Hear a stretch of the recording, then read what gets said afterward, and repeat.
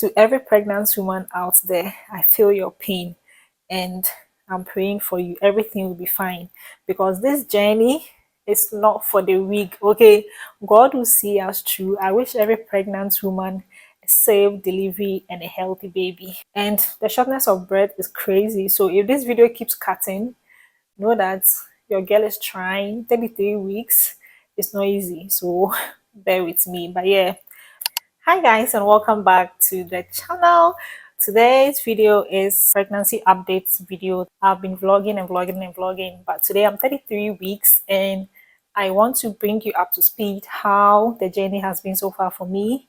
So I'll be talking about each trimester, like my first trimester, my second trimester, and my third trimester. I've been watching these kind of videos since I got pregnant. Some of them have been very helpful to me. So I'm like, why not make one of my own? You know, we are all adding to the resources out there. You never know what you say that will help someone out, especially someone who suffered with HG in my first trimester. It was crazy. But a quick disclaimer, I'm not a doctor, I'm not a nurse. In fact, I'm not in any medical field. These are my personal experience and how I am coping.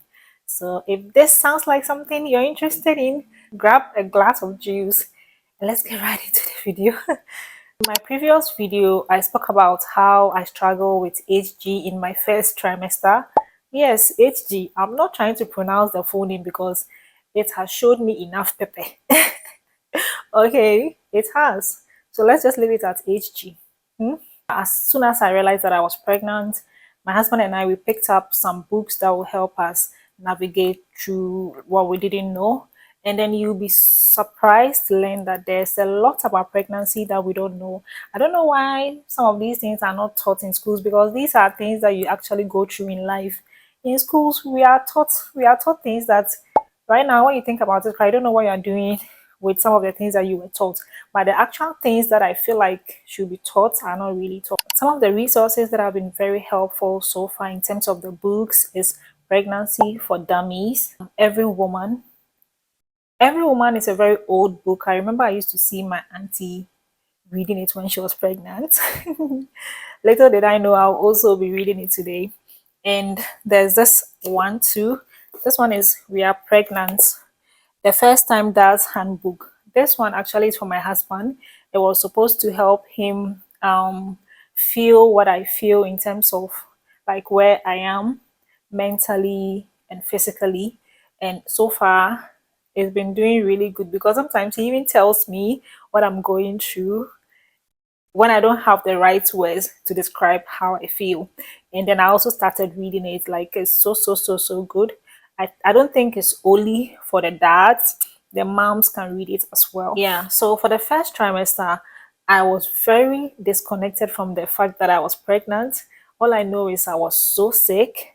Like, you could tell me the world is coming to an end, and I'll just be like, because I didn't even know what was going on around me. I mentioned that in my other video. But then the symptoms, let's get into the symptoms I experienced in the first trimester. So the nausea was crazy. Hey, I was vomiting 24/7. But what helped, and in the morning when I'm brushing my teeth, yeah, it's like a marathon. But you have to brush your teeth. You can't say you don't brush your teeth because you will throw up. It was like World War III. But the thing too is you cannot say you not brush your teeth. Yeah. And then like the way it happens is like my intestines wants to come out.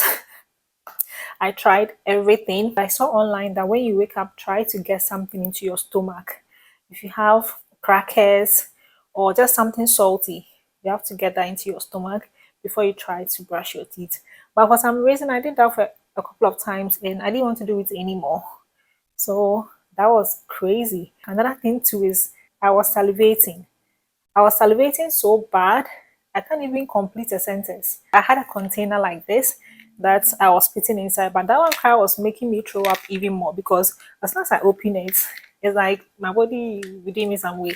So my husband got me this container that it was so easy. Anytime I wanted to spit, I just do like this and then I spit it through here. That way I don't see it, I don't smell it, and it made my life so easy. I remember one time I was rushed to the ER, and I had this with me. So all the times that I needed to spit, it was, you would think I'm just trying to sip, like I'm sipping on something, but I'm actually spitting. And it made my life really, really easy. So if you are struggling with excessive saliva in your first trimester, if you try this trick, it will really, really help you. And then I was also taking ILO. I don't know if you guys know ILO. Like, it's this white thing that looks like clay. Back home in Ghana, I used to see a lot of pregnant women take it. Really, really helps with the saliva. Okay. And I lost a lot of weight because I couldn't eat, I couldn't drink, I couldn't bath, I couldn't really walk. I didn't even like, pregnancy is hard, especially the first trimester. It's hard.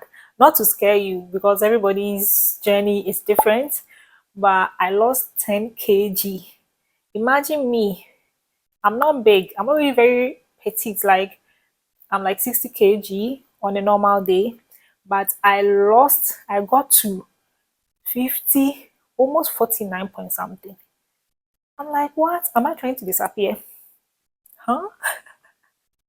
The super smell, the food aversions, my husband's perfume. My husband wears that perfume because I like it. I love that perfume. But as soon as I smell it, I can't. So he had to stop wearing the perfume. He has to stop wearing it. The food aversion too was another thing.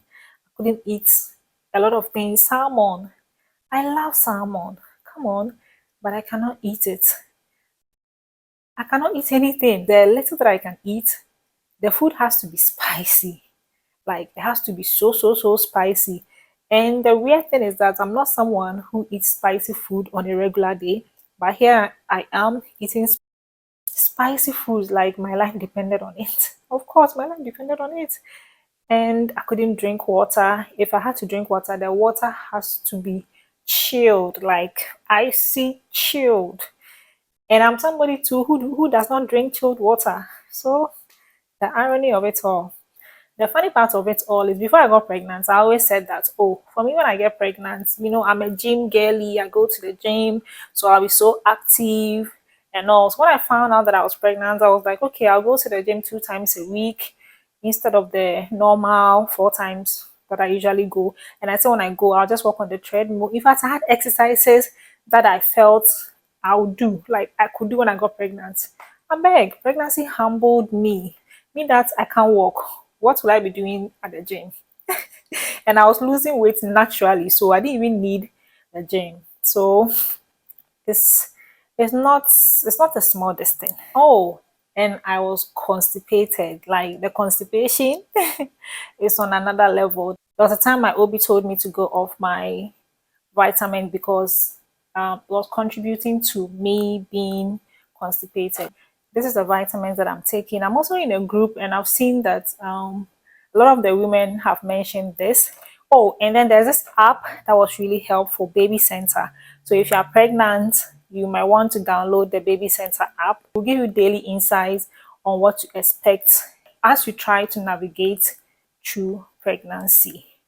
So yeah, and pregnancy also brings you closer to your mom. Like, you tend to understand what your mom went through. Then you now appreciate the fact that, so this is how difficult the journey is, but she was able to do it multiple times. You have you and your siblings. So that's the thing. One thing I realized is that the relationship I have with my mom has become so like lovely, and it has gotten better. Not that it wasn't before, like me and my mom, we are so close, but we've gotten closer, and I tend to call her more. Like, every 5 minutes, I'm calling her. And anytime I even complain about something, they tell me it's normal. So it got to a point I wasn't even complaining again. When I go to my OB, I tell her, I feel so sick. I feel this, I feel that. She's like, oh, it's normal. So, like, I just stop complaining because whatever I say, it's normal. I feel like I'm dying. And you're telling me that it's normal. Oh. Yeah, so like I mentioned in my other video. I tried a lot of things to help me with the nausea, and I tried ginger. I have a friend who told me that I should put ginger in under my tank, and anytime I felt like I wanted to throw up, or if she even mentioned that it will help with the saliva, but it didn't really do much. She said anytime I felt like that, I would just bite on it just a little bit, it will help.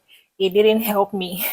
And then I also tried this nausea tea. It didn't do much. In the Pink is a YouTube channel where the lady shared like week by week pregnancy update. So each week you kind of know what you are going through and why you are feeling, how you are feeling, and how you can cope with it. So I used to watch those. I used to watch that channel a lot, and I'll be reading the comments, and then I'll feel like, okay, I'm not alone in this thing. Everybody's going through it. Not that it made me feel better, but you know, misery loves company. Also, I could not use my skincare products like my soaps, my lotion. Not that it was scented, but that's how serious my super smell was. Things that are not even scented, I can smell it. Like, what is this? So with the first trimester, I could go on and on and on because I was looking crazy. I was looking homeless. But let's move on to the second trimester. The second trimester is actually my favorite part of the pregnancy. Like, it was such a breeze. Now I can eat, I can drink. Look, I was eating food meant for 5 people. Okay, not 5 people, but 2 people. And normally I'm not somebody that eats a lot, but the way I was eating, I was eating, oh my days, like, and I really love the fact that I could eat. It's like I was making up for the times that I couldn't eat in my first trimester. And I also found out the gender of the baby, and I was super excited. And I was beginning to see like a little baby bump. So it like now I was connected to the fact that I was like, I'm going to have a baby. So the second trimester was when I started to really, really enjoy my pregnancy.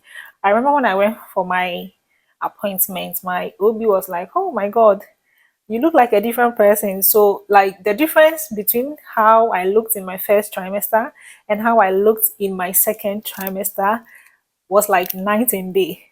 That's how serious it is. Like, she was so happy to see me, and she was so happy that I look better. Obviously, you look better means you feel better, because if you don't look better, you don't get time to put makeup on your face and dress up and wear your jewelry and all of that. So yes. Also, in the second trimester is when you feel baby kicking. In my first trimester, I was feeling something, but I wasn't sure if it was gas or blood. I don't know what it was. But for my second trimester, I could really tell that it was baby that was kicking. So you begin to feel the baby kicking, and it's such a good feeling. And anytime you eat, you start moving. So you know that, yeah, something is going on down there. So like, this is the time where you build a connection with your little one. And also the second trimester, like I mentioned, that's when you begin to slay, because now you look better, now you feel better, so you can definitely put some effort into your appearance. But the downside of it all too is that is where you get hyperpigmentation, like your skin starts changing a little bit. You develop skin tags. Like, I've developed some skin tags, and I don't know how I'm going to get rid of it after the baby. Like, I keep asking my mom, and she's like, relax, relax, it will go away, it will go away. I'm like, will it go away on its own? She said yes. I'm like, okay, we will find out. And then another thing too that I was worried about is stretch marks, because I see people, I know that it can happen, but I was just praying that it shouldn't happen to me. So I've been oiling my stomach like crazy. I have shea butter, coconut oil, Vaseline.